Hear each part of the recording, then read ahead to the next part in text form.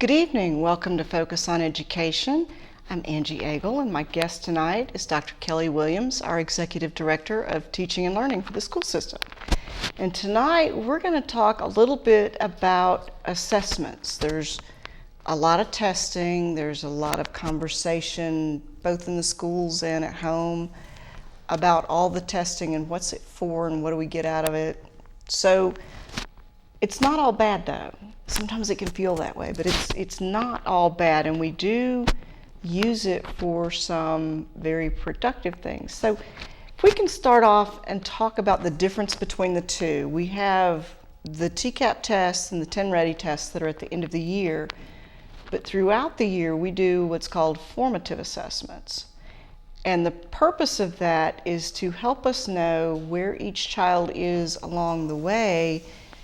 So if we need to have a change in instruction, we know what they already got on their board with or what they didn't quite get, and we need to go back and help with a little bit. Can you talk about what we're doing with formative assessments? Yes, well, thank you for having me today. Thank you for inviting me, and I'm excited to talk about assessments because we are doing some really new, innovative things with student information. And I like to think of it in terms of responsive instruction. And so just like you said, we have the TCAP tests that happen at the end of the year, and those would be the final summative measures of how we did for the whole year. And the informative pieces that we use throughout the year, or the formative assessments, are used at a couple of different levels. Our teachers, first and foremost, the ones that parents would be most familiar with, are just the daily and weekly testing practices that happen in the classroom. Sometimes these are called CFAs by classroom teachers, and then you might hear the regular terms of quiz and test. And so these are opportunities for kids to show throughout the weekly schedule what they're learning in the classroom from day to day. And these things are really important. We also sometimes call them checks for understanding, because teachers need to know how students are doing on the standards that they're teaching on a daily basis. So it's very important for them to keep track of that so that we can then respond with instruction. And there are many ways that we can respond with instruction, and we're getting better tools to do that. So we have those daily tools, but then we have things that we call benchmarks, and these are given maybe at the end of each quarter. Sometimes benchmark tests are given at the end of a unit, and they're bigger, broader tests that look at more standards and give teachers the opportunity to glance at what they've done over a longer period of time and then respond to how the students are doing in the classroom. And it gives the teacher an opportunity to wrap back and reteach standards, or if they find that their students, the majority of their students, have mastered that standard, then they're able to move on and go through a long list of standards that are needed for the year. So there are great responsive opportunities. In addition to that, teachers use this information now to pull small groups of students. They'll do this during their regular classroom instruction if they find, most of the students understand this standard, but I have a small group that maybe need a little bit more. They can pull a small group, and they'll do this in our regular classroom, but they'll also do this in what we refer to as RTI, an intervention opportunity. So the classroom teacher will have the regular instruction, but then there'll be a revisit for a small group of students who need additional instruction on a particular standard. Well, you mentioned the CFAs, and it's common formative assessments. Yes. What is the difference between the common formative assessment and just the regular quiz that the teacher gives? Yeah, that's a great question. So the common formative assessments are really exciting because a team of teachers, and this might be a grade level team of teachers or a subject area group of teachers, will get together and they'll plan this assessment together, and that's really important. We want our teachers to have opportunities to talk to each other, because after their students take this same assessment, they come back together and they compare their results. And it's not about a competition, I did better than you this week, but it's about, gosh, your students did really well on this particular standard. Can you tell me how you covered that in your classroom? What exercises did you do to make sure that they mastered the standard? And then my students did really well on this particular standard. Let me show you this tool that I found that really helped my students make those connections. So the common piece, meaning that they give the same assessment in the grade level or subject area, is a great opportunity for our teachers to collaborate, and it is on the spot professional learning from each other, so very meaningful. Well, and one of the differences that parents might think of is that this being a common assessment developed by the whole team of teachers, you don't have the, oh, well, my teacher makes tests that are too hard, or your teacher makes tests that are too easy.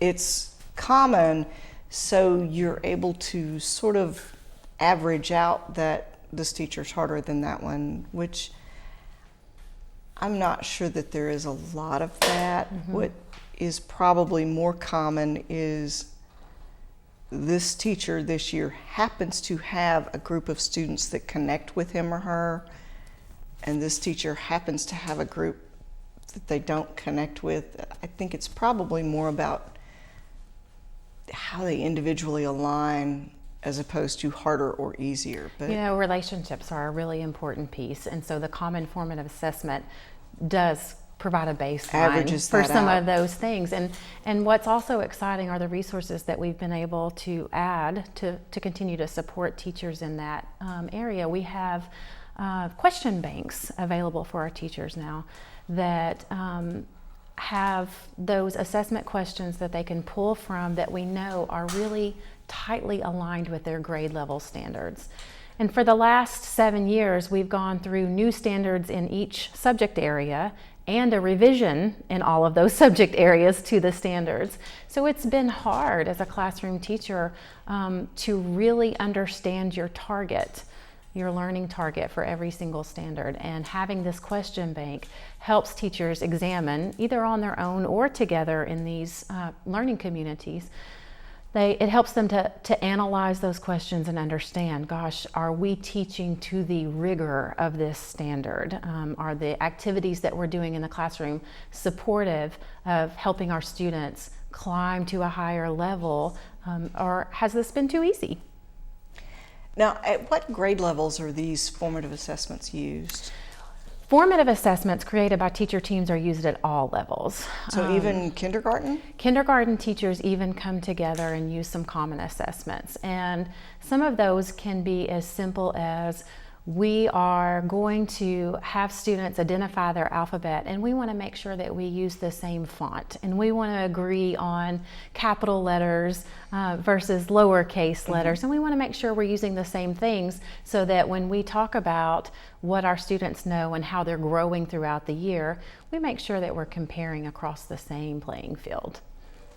And so that really does give the teachers an extra tool to know who's got it, who had it last week and is ready to move on because a bored kid is trouble, who needs something extra, and even identifying what extra. Is it flipping letters backwards? Yes. B's and P's and D's, or Q's and G's?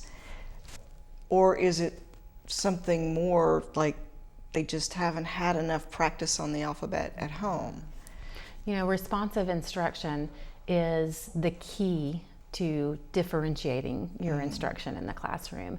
And it's hard work. You need a lot of pieces of the puzzle to put together in order to decide this group of students is ready to move on. This small group of students needs to revisit.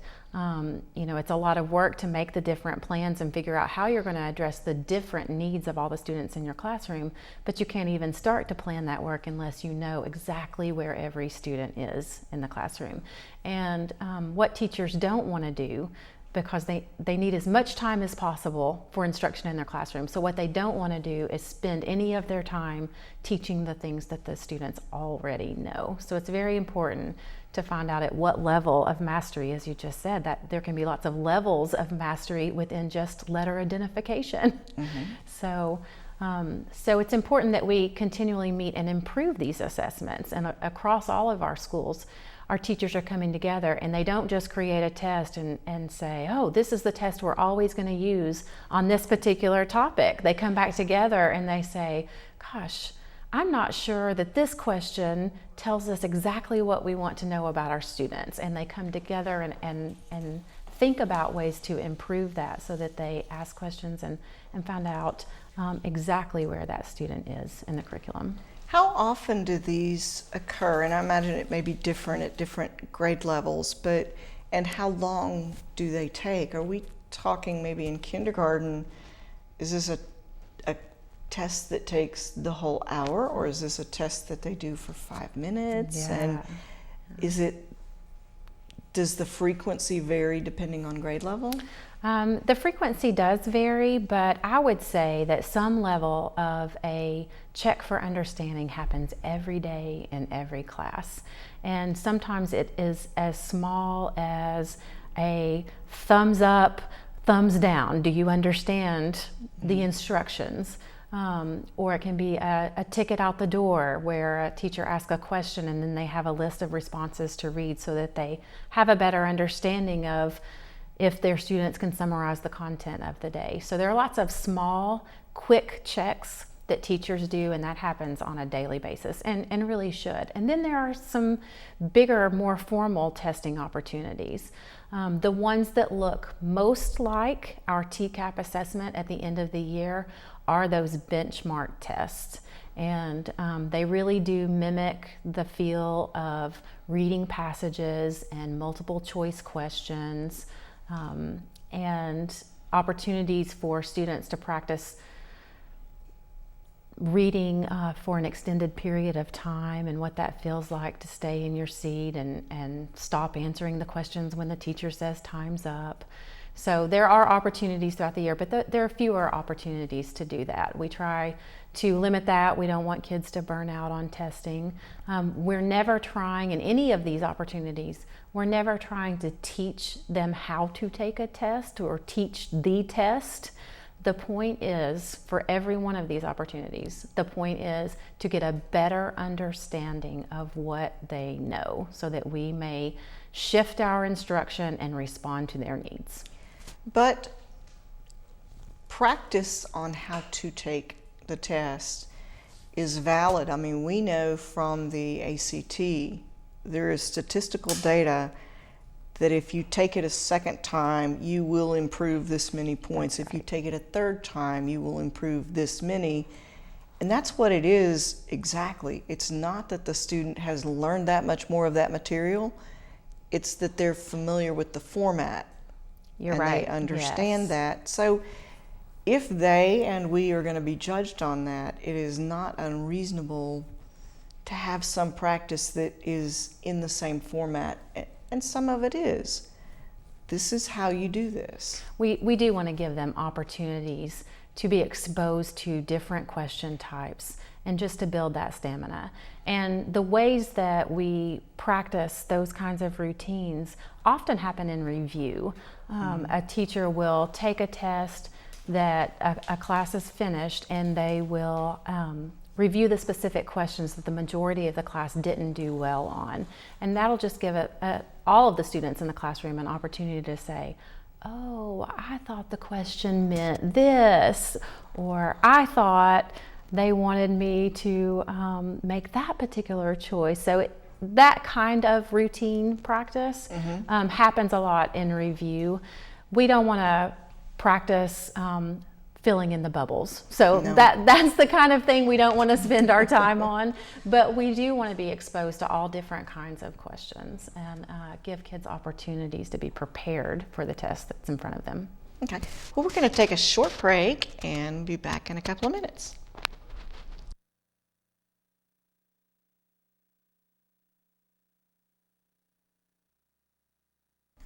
Welcome back to Focus on Education. We're here tonight with Dr. Kelly-Williams, and we're talking about testing. So we left off with the formative assessments and the CFAs. The school system, by state law, has to have a policy that says the 10 Ready test, the TCAP test, the end of course exams have to count for a percentage of student grades. This is something that I personally don't like. If they didn't require it, I wouldn't do it, because that's not really the purpose of testing. In my view, the purpose of testing is so that you can find out, where is this student? What do we best do for them next? Are they ahead and they need something more challenging? Are they struggling and they need to remediate a little bit? That's what it's supposed to be. That is not what it has turned into at the state level. The state now requires that we count this as a part of student grades. And I think where that came from was because the state first required that we count these test scores in evaluating the teachers. Well, if you're going to use it to evaluate the teachers, how do you make sure the students take it seriously? And that's kind of how the whole thing came from. But as a system, we have tried to make this as non-punitive as we can. When we get the scores back, frequently at the last minute, if they don't come back in time, we don't have to count them. But if we do get them, it's at the last minute. Can you talk a little bit about the system we have devised to make this as advantageous to the students as we can? Sure. We do get scores back at the very end of the school year, and we get what are called raw scores. So they don't have a lot of meaning for us yet. Teachers are anxious to find this information for exactly the reasons you explained. They want to be able to respond. They want to be able to improve their instruction. But the raw scores we get don't really tell us how to do that either. So that first round of raw scores, we are tasked as a district by law, as you said, to use a curving method and determine a grade. And it used to be that the state determined the curving method for every school, but they did loosen those reins ever so slightly and say that districts had some freedom to determine their curving method within some guidelines.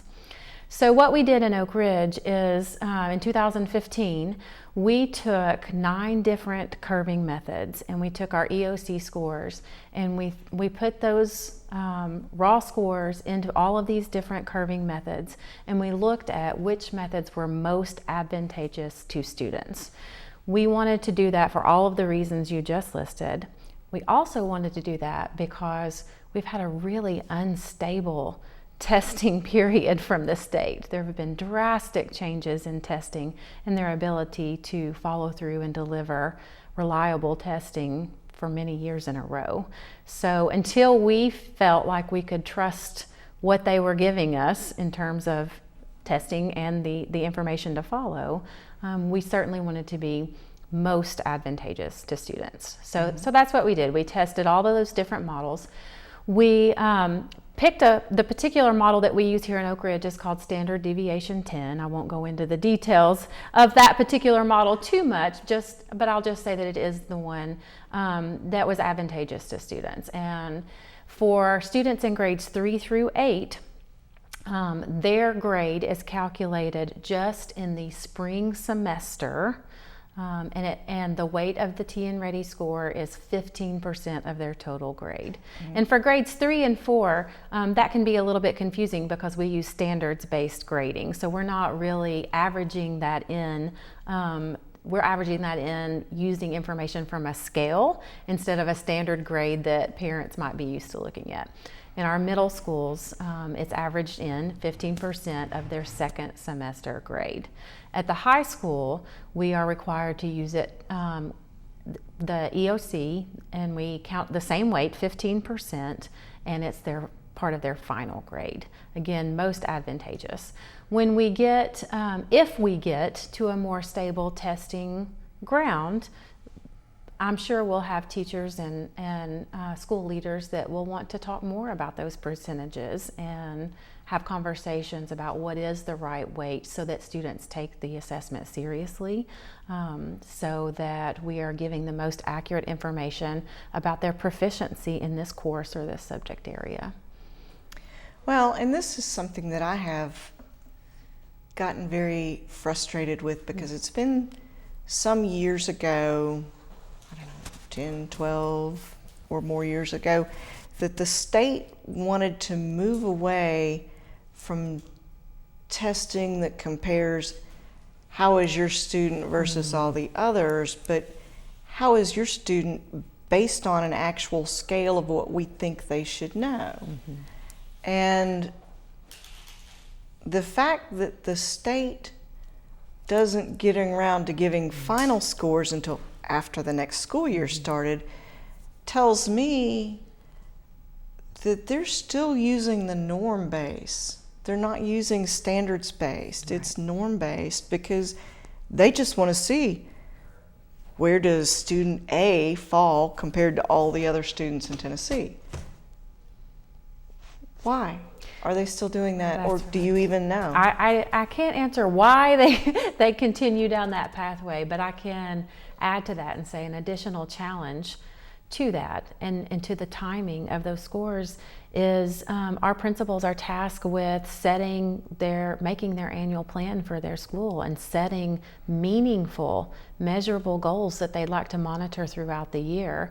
And they're required to set some of those goals based on that information that often doesn't come to them until after the school year starts.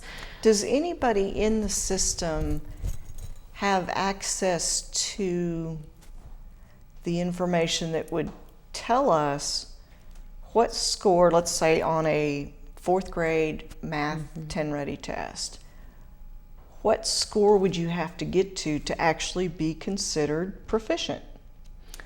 Or do we never even see what's on the test? Like I said, the test has been changing quite a bit lately. So they've even done a lot of field testing, which means when they do a field test, not only do we not see what's on the test, but we don't get any results back from that test. So they're collecting information in order to make better decisions and try to make a better test. But that makes it really hard for us to understand whether or not we're hitting the targets set by the state. So it's definitely a challenge. And what we've done to rise to that challenge is put those benchmarking tools in place throughout our year. And that provides us some very meaningful leading information throughout the year that we have found connects very well to that end of year testing score, so that we know along the way this student appears to be proficient in this particular area, and even offers us a predictive score in terms of proficiency. Well, and that's kind of what I wanted to close on, is when we visited Jefferson last week, we heard some very encouraging information in the way the schools are using these formative assessments, and the accuracy of the predictability was 96%. So what that tells me is that the value in doing these formative and benchmarks is that if there's a problem, they have a chance to fix the problem before the child has to take the 10 ready test, which really means that what they're getting is they're getting the education in that year they're supposed to get. We don't wait until next October to find out, oh, well, little Johnny didn't get that. He's already been assigned a set of classes. It's too late to change. It's too late to do anything about it. But by knowing as we go through the year, hey, wait, we get to fall break, maybe we need to work on this a little bit. And if by Christmas break it's not evened out, you still have more time, because even then you have spring break. And because of the way that we have structured our calendar with the longer breaks and the ability to have some interaction with teachers and students during that first week of break, we get some serious catch-up time. That's right. It's very exciting. And the correlation between the predictive score and our outcomes has just been remarkable. First I'll say that our teachers were as skeptical about giving this extra testing as parents are. Wait a minute, this feels like too much testing. Wait a minute, this test is really hard. Oh, I don't know if I want to put my students through this again and again. So they were worried on the front end as well. And then they gave these assessments. And then they got the information and did just exactly what you described. They were able to very quickly, in real time, respond. So that has been so rewarding. Teachers are taking full advantage of the time that they have to respond, and So the 10 ready results may take 6 months to come back. How long does it take to get back the information from the formative assessments and the benchmarks? Students are taking the tests throughout this district this week, and we generally get those results back within 36 hours. 36 hours, Yeah. not days, Not days. not weeks, Yes. hours. Yes. That's what it's supposed to be used for. Yeah. And I'm really happy to hear that it's being used correctly and it's being used to actually improve student learning. Everybody likes it when we get good test scores. I like it most when I know that students have what they need to go on and do whatever they're going to do. Yes. Yes. Our teachers are so much more confident with this tool as well. They love it. They feel like they're giving students better instruction, more responsive to the needs of individual students in classrooms. So now it's something that they can't wait to get the information back. And for a teacher to say that is really exciting. You know, yes, let's do this. Let's measure. It is good. It is good. And it's good to know that it's being used the right way. Yes. So it's always good to have a little good news. Thank you very much for joining us.